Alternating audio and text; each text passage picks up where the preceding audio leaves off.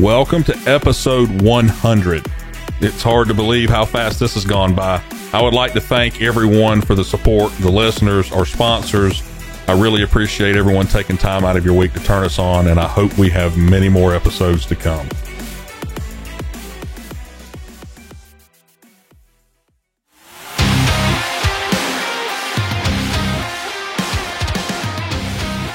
Welcome to Shotgun Sports USA. I'm your host, Justin Barker, and I talk to shotgun shooters from all over the world in every discipline, as well as coaches, gun clubs, target setters, vendors, and industry-leading companies that fuel the sport. Check us out online at shotgunsportsusa.com, like us on Facebook, and follow us on Instagram. Shotgun Sports USA is powered by Winchester Ammunition, the American legend. Also brought to you by Ultimate Shooting Accessories, Rick Hemingway's Promatic Trap Cells, Sound Gear Phantom, Comp and Choke, Clay Shooter Supply, Clay Target Vision, and Cole Gunsmithing.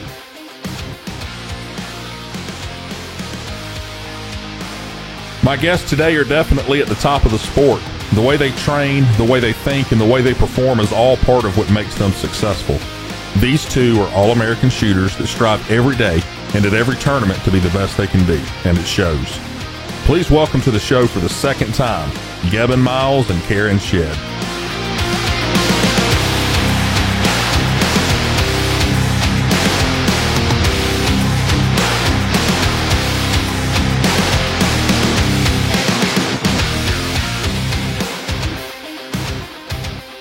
Welcome to the show, Gavin and Karen. How are you?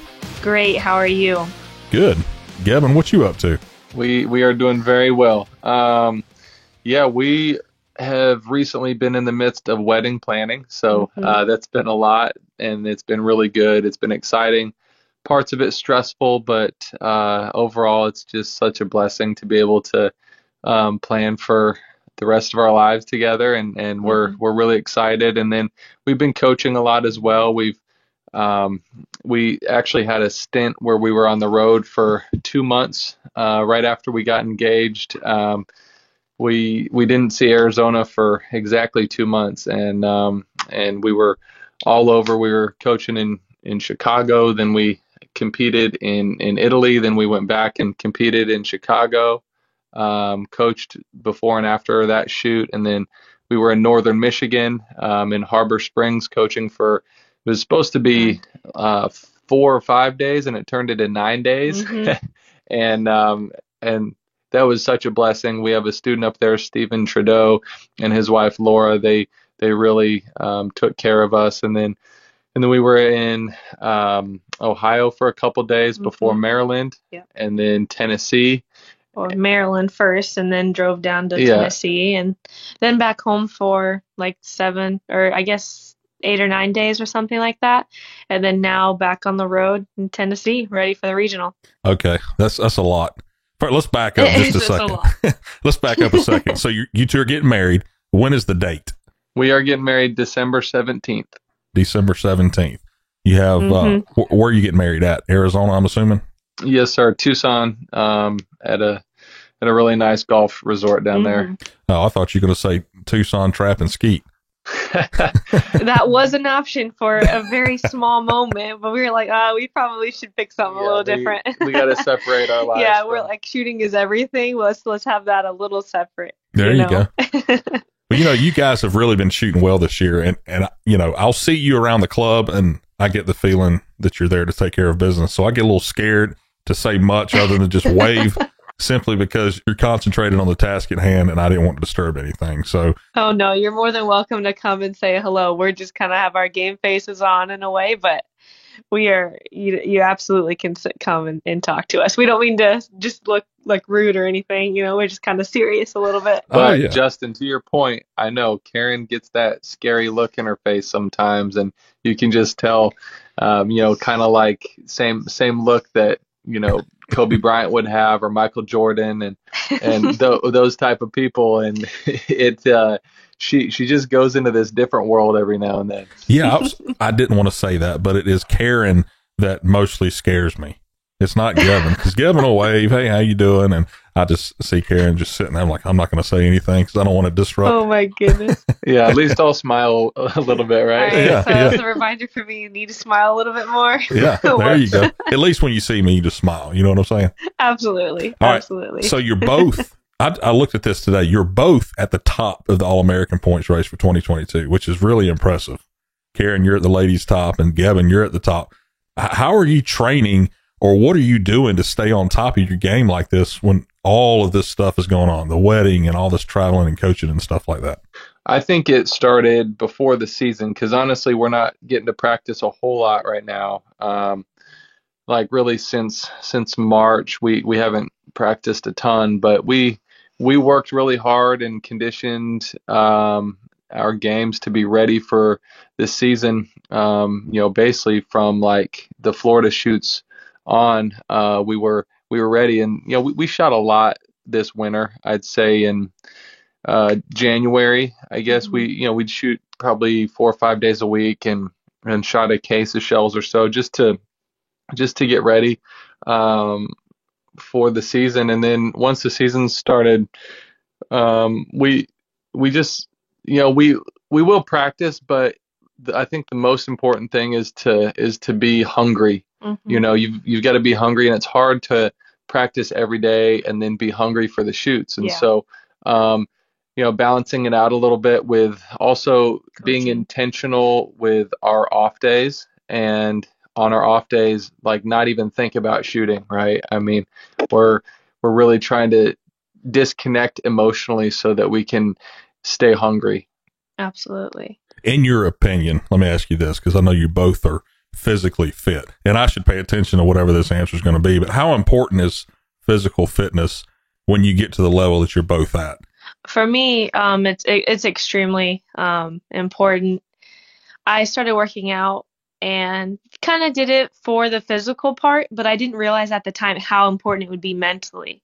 Because we just kind of talked about how we've been gone for so long, and it's really easy to get exhausted because we're doing so many things and we love it, but it's a lot. And so working out not only helps you physically, your body feels good.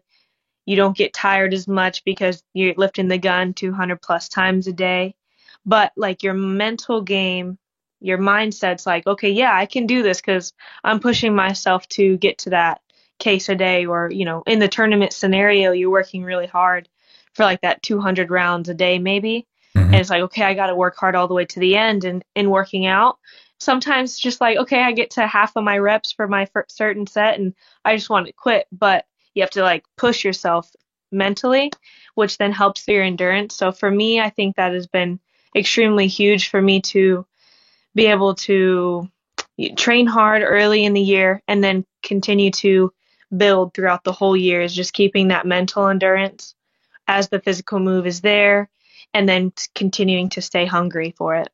Yeah, I think that's important. It's just having something to challenge yourself other than just shooting. Yeah, exactly. It's like I get a lot out of going out and playing golf, and yes, having fun with a round, but challenging myself mentally. And it's in a different atmosphere, a different environment than shooting, and in a lot of ways that helps. And on my off days, I do like to go play golf, or I'm not playing a whole lot of basketball anymore, but I used to play a lot of basketball when I was younger.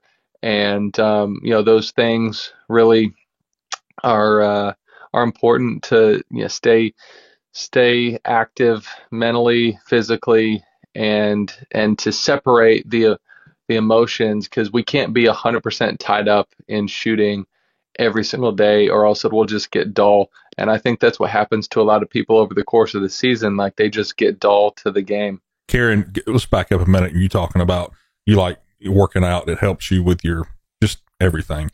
You shoot one of the biggest guns in the sport, right? The Krieg off the Pro Sporter. Is it heavy to you anymore? No, it's not. I mean, it is a big gun, and you see me, it's like, oh man, there's no way she shoots that. But my gun is 9.125, I think, pounds. Mm-hmm. So definitely a heavier gun than most shoot, but it's balanced perfectly. So that takes away from a lot of the heaviness feel, right? If it was a little barrel heavy, it definitely feel 9 pounds, or same the opposite if it was a little butt heavy. But getting a balanced gun and then continuing to work on your gun mount, like doing some dry mounts just in your room or anything like that. Yeah. Building that muscle memory definitely helps. And then working out also, building the shoulder muscles and the back muscles that in your core too, that stabilizes everything, has helped me tremendously. So I kind of started doing that all together in 2020 was really when I started working out and being consistent with it. I kind of always had like a farmer strength. I wasn't like skinny, but I wasn't big either.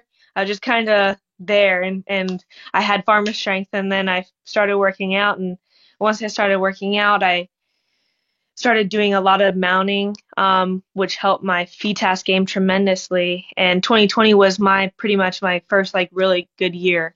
So kind of adding all those things together, I saw a super fast track advancement, I guess. I agree with that 100%. I mean, you just all of a sudden, it's like, oh, here she is. She's here to stay, COVID was rough for a lot of people, but for me, it was really good. It gave me an opportunity to kind of start working out a little bit more and then also shooting a whole bunch more. So it was good for me. You could ask anyone, and I think they would agree with me, but both of you seem so smooth with your moves. Every part of your setup has been practiced over and over, and you hear people talk about the move. And this is what I'm talking about. How have you both perfected this? Just constant time with your gun. Even when we're off the range, pick the gun up at home, and one of the things that's a huge benefit for me, and we actually just came out with a couple videos on our subscription site, the Sporting Clays Academy, about this recently, is doing slow motion mounts. And so slow motion moves, slow motion mounts together, watching yourself in the mirror. We will also video ourselves and just try to critique and pick apart what we're doing to get it right, because that's another aspect of this game over the course of a season. If you want to stay consistently on top, you have to have consistency in how you stand and how you mount the gun and your posture and all of that. It's got to be consistent over the whole season. And you'll see a lot of people, as the season goes on, they'll start actually leaning a little bit to the right. If they're right-handed shooters, or leaning left. If they're left-handed shooters, if you're a right-handed shooter, you'll see somebody's left hip start coming out, and then their posture just gets all wonky and they can't move and shoot as consistently as maybe they were in the beginning of the season. So, staying up on all this stuff and practicing our mounts. Also on a balance board too. We've implemented balance board training where we stand on a balance board and then do gun mounts on that. And that really helps get our posture where it needs to be and whatnot. And so, yeah, I think staying up on every little aspect and just really being diligent in all those small details. And Gavin learned his really smooth move a long time ago. And then when I started working with Gavin, I definitely didn't have that. But me getting to watch Gavin, and see how smooth he moved the gun, how his eyes worked, his posture. Posture was one of the biggest things that helped me in my game. Is once I got that posture down, it was just so much easier to learn the things that I needed to learn, technicality and all these different types of targets and distance also. So like getting to watch Gavin in the way he moved the gun, I tried to, my hands are a lot faster than Gavin's. I know that. Let's work and see how fast and how good I can get at moving the gun a little bit smoother, a little bit more connected with the target.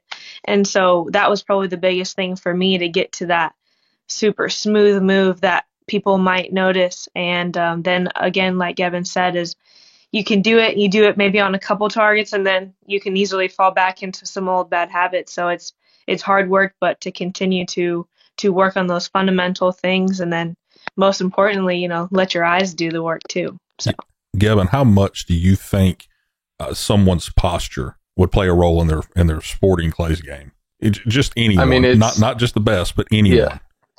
Oh, it's huge. I mean, anybody it's going to have an impact on their shooting. So if you watch all the top guys, everybody's pretty much balanced. You know, whether or not they are leaning forward more with their upper body, or whatnot. Like the more you lean forward with the upper body, the more kicked out your lower body needs to be, kind of like, you know, your butt, right, counterbalancing your shoulders. And so, you know, even though there's all these different postures of the top guys, everybody's balanced. And so if lower class shooters can learn how to be more balanced, and especially like one of the biggest things we see is somebody's leading hip will get kicked out. So right-handed shooters, their left hip will get kicked out, and then it'll roll their right shoulder. If you can get balanced while you're shooting, I mean, it's gonna clean your move up tremendously. It takes away tension, and tension is one of the biggest things that, you know, makes people's hands fast. So I think you're having good balance, everything's relaxed, but we can be relaxed and then intensely focused. Yeah. What do you mean your hip kicked out? That's what I'm trying to figure out. Sliding forward. Yeah, so if you imagine yourself in your shooting posture, and, you know, maybe the listeners at home, if you just stand up, unless you're driving, don't stand up if you're driving. But if you're listening to this not driving, just stand up, get in your shooting position, pretend that you have your gun in your hand, and feel your left, like your weight kind of shift to your left side if you're a right-handed shooter. And if your left hip is kicked out more than more forward instead of balanced, like your hip should be balanced, like stacked over your feet, right? Mm-hmm. And they should be back, like feel like your butt's just behind your heels and then your shoulders just in front of your toes. When you have that balanced hip position there, instead of, if you feel like that left hip slides a little bit forward, that's where a lot of people get unbalanced, and then they start rolling to the right. And it's the same thing for left-handed shooters.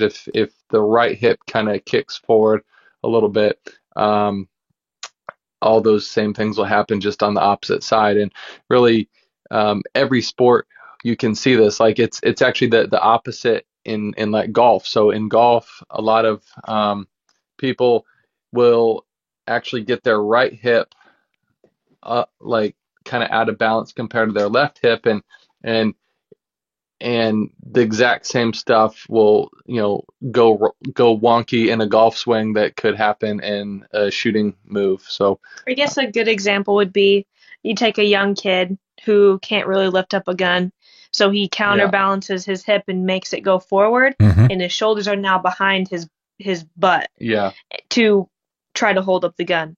That typically will happen, not to that extreme extent, it's very minimal, but that will happen as people start getting a little bit more tired. Yeah, exactly. And so that's why it's important to kind of keep those hips back behind your heels, shoulders over toes, so we can stay in that good stance. And now we can rotate using our whole body. If our hips get a little bit too far forward, we're losing our lower body's ability to rotate and turn. So then we get very handsy. So you're talking about that in kids, and I've seen that in my son.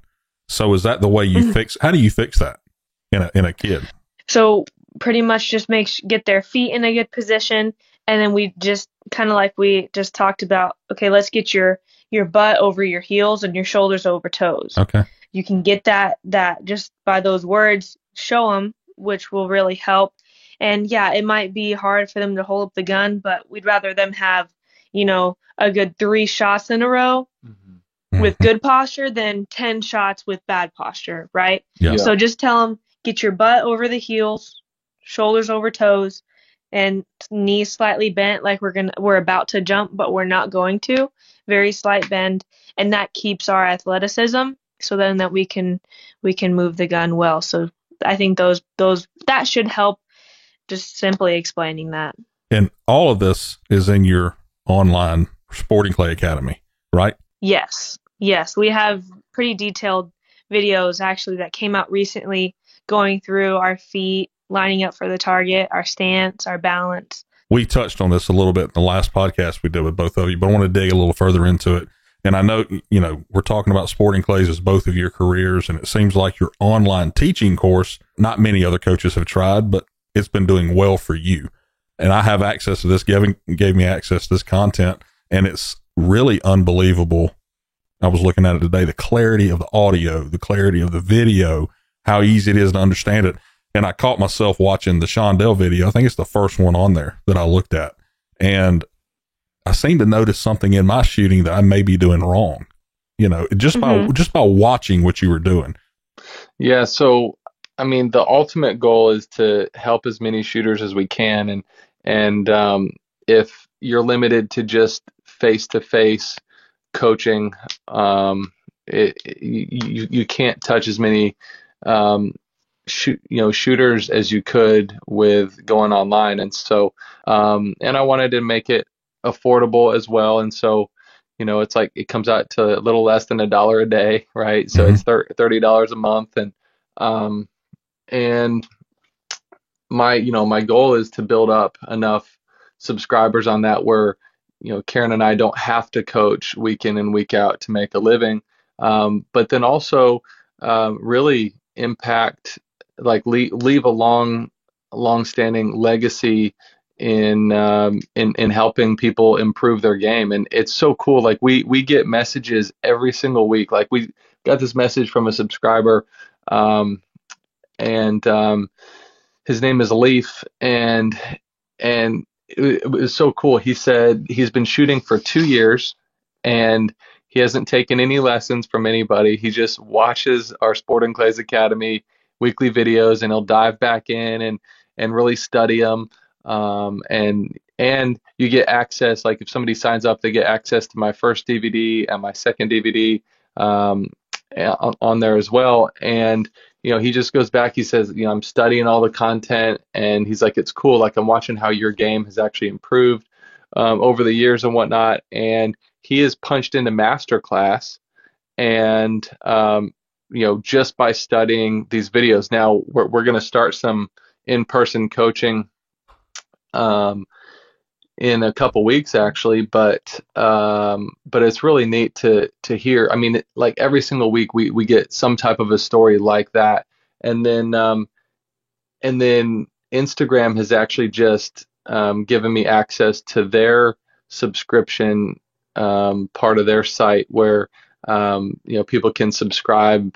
They gave me like a $10 a month max right now, and then as more subscribers get on, I could amp it up a little bit. But you could also subscribe to that for $10 a month, and then I'll do like weekly Instagram live videos, which obviously aren't going to have like the same clarity and the same details that our weekly subscription videos have. But it's cool because it kind of gives people it gives me the opportunity to spend some time with subscribers, answering questions live, and everybody's got questions. Like I did one this morning with the subscribers that we have on there now.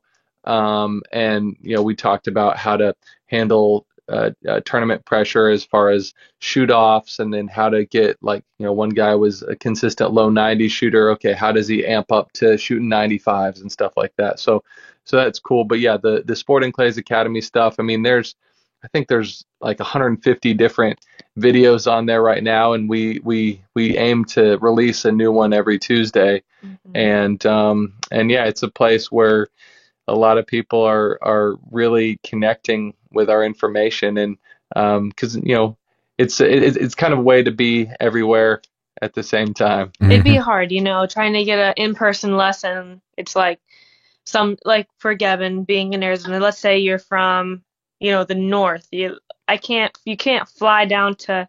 Most people don't have the time because of jobs and also money to be able to fly every month or so to come get a lesson and then try to work out schedules, right? So it's a really great opportunity to be, it's not that in person, but you're still getting information. You're seeing targets broke the way they are connected, right? Gavin and I connecting with targets, when you see that, and then you can try to imitate that move. Kind of like I said earlier, watching Gavin is one thing that made my game get to another level.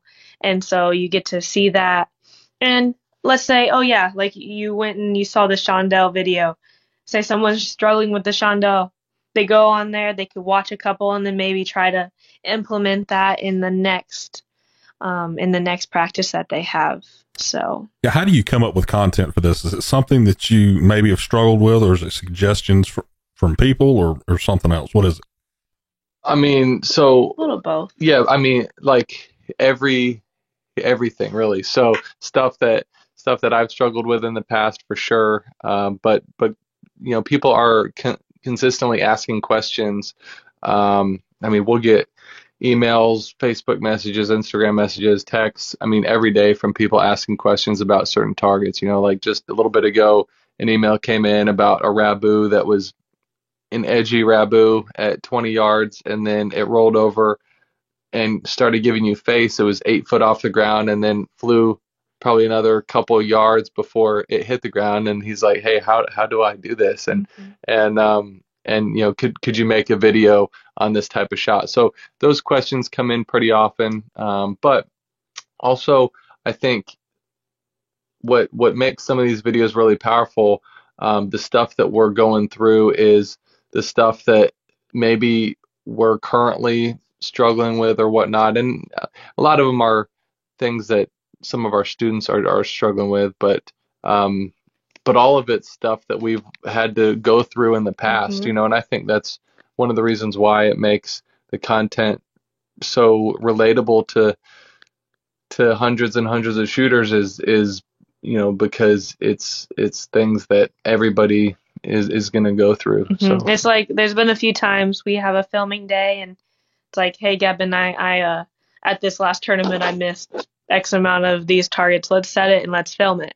So there's quite a few videos on the subscription site that I was struggling on a target. So you're going to watch me miss a couple, and then you see the dialogue that Gavin and I have to work on figuring it out, and then figure it out. And kind of that's a really good thing to be able to watch too, is like, okay, this is something that she was doing, and then this is how they worked on it and figured it out, and kind of gives the students a way to problem solve on their own, even if someone's not standing behind them. Yeah, exactly.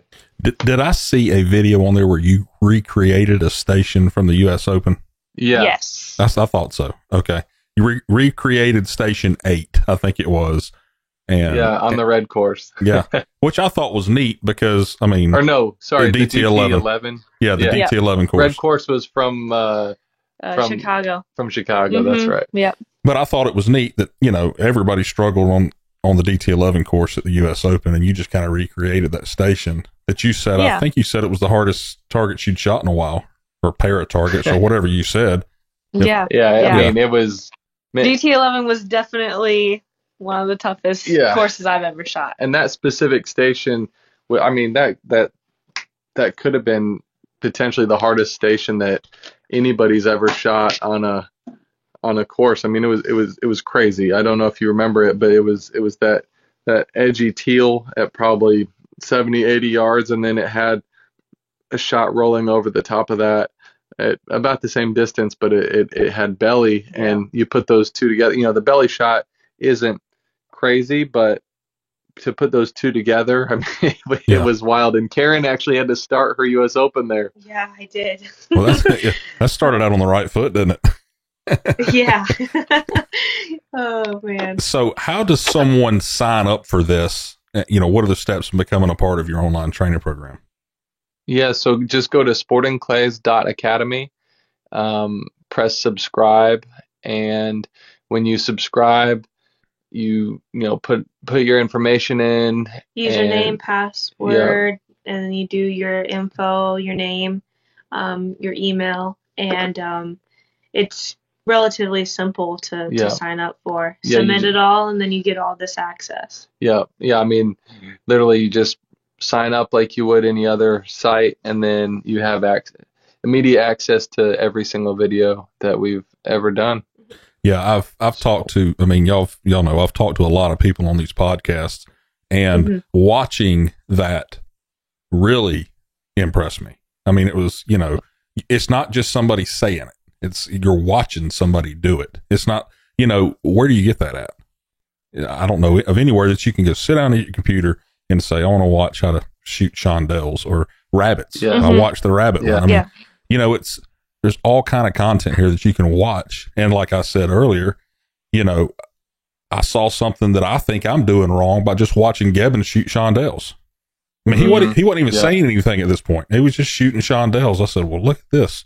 So that's awesome. Absolutely. Yeah. I mean, once every 6 to 8 weeks, we'll compile a bunch of shot cam footage and throw it up there. I think that came out today from the previous 8 weeks, I think. And, and yeah, people love to just even watch that, and it's cool. Like it really gives, I mean, the best way to learn is to tell somebody how to do it, show someone how to do it, and then let them do it. I think a lot of instruction loses its potential because we're just talking, right? And one thing that we've implemented in all of our in-person lessons is an element of demonstration. And I mean, for me personally, I've learned so much by watching guys like George Digweed and Richard Faulds,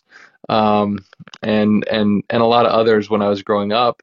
Watching how they shoot has really helped my game grow. And so I'm like, okay, well, why not implement demonstration in certain key moments during a lesson? And so that's, I think, one of the things that has helped all of my students really. And I kind of ran through the people that were on Team USA this year that were either my student personally or both work with Karen and I together. And I think there was 8 people, and that was, it's been consistently between like 8 and 15 over the last 10 years on, just the level of our students that they're getting to. And it's great because, I love being able to transfer information to somebody and help them improve their own games and get better and get the most out of their potential. I love it so much. Yeah. I'm going to bring up one more thing and then we'll move on. The cameras that you're using, the screen turned black and you could see like an outline of, I think Karen was shooting on this one. You can see an outline of her. You could also see the target coming over. It stood out, or you could see the actual target coming over you. I don't know if you did that just because it looked cool or if you did it for a reason, but I could see the target a lot better like that. Yeah, so our camera guy actually thought of that. He was going through and editing some videos, and he's like, man, you can't see the target. The really long targets, especially. Like if they're over 40 yards, it's really hard to see on camera. He's like, we can't see them, so he was just messing around and changing some things and figured out that the black and white, you can see the black sky with the white target flying through it. So you get a good feel for where the target's actually coming from. Yeah. So the shot cam video just doesn't look like it's out in the middle of nowhere and then all of a sudden there the target is. So it helps kind of see like the beginning of the flight and then also into the end. And it's cool because like this guy's not a shooter and he's like, man, I just really want to figure out how to help everybody see targets better. And if I was a shooter, what would help the best? And then if you watch it on a computer screen, you can really see it. It's a little bit harder on the iPhone. Yeah, still a little bit hard on an iPhone or iPad, but on a computer screen, it's just amazing. Yeah, it is. So you're in Tennessee. You're going to the Southeast Regional. Your dad's setting some of that. Had him on last week. He talked a little bit about that. How excited are you to be there? Well, we're very excited. One thing I want to comment on before we get into how excited we are, you did say that you never had anybody from the West Coast on, before my dad, but That's both right. Karen and I from the same place. My dad is. I know. And then also Zach. Zach's a West Coast guy. No, he's a Georgia guy. He's a Georgia guy. Zach's a Georgia guy. That's funny. Well, now that you're bringing that up, I guess so. Yeah. Wilgus is from Washington. You're from Arizona. I mean, it is what it is. That's funny. I thought I was right. It's all good, but yeah, we're very excited. I mean, my dad kind of got away from setting a lot of these long time ago, as far as like, traveling and setting all these big tournaments. So it's nice to see him back doing that. He loves what he was talking about last week, the course designing and course building and all that. But I think he runs a great tournament, and it's good to see him not just in Arizona again. And I can't even remember the last place that he set a major outside of Arizona. But he does a great job, and it's not he's not setting everything.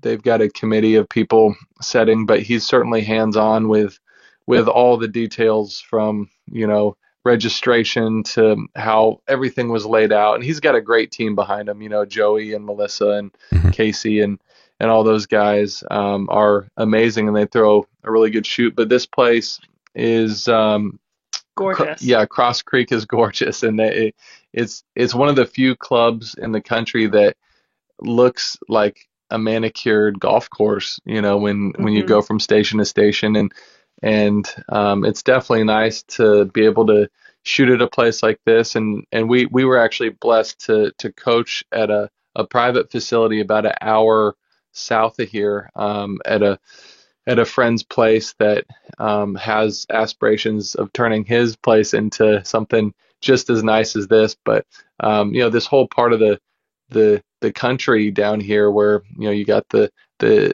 Tennessee kind of rolling hills and stuff, and elevation changes and whatnot, it's going to be a really good shoot, and I love this area.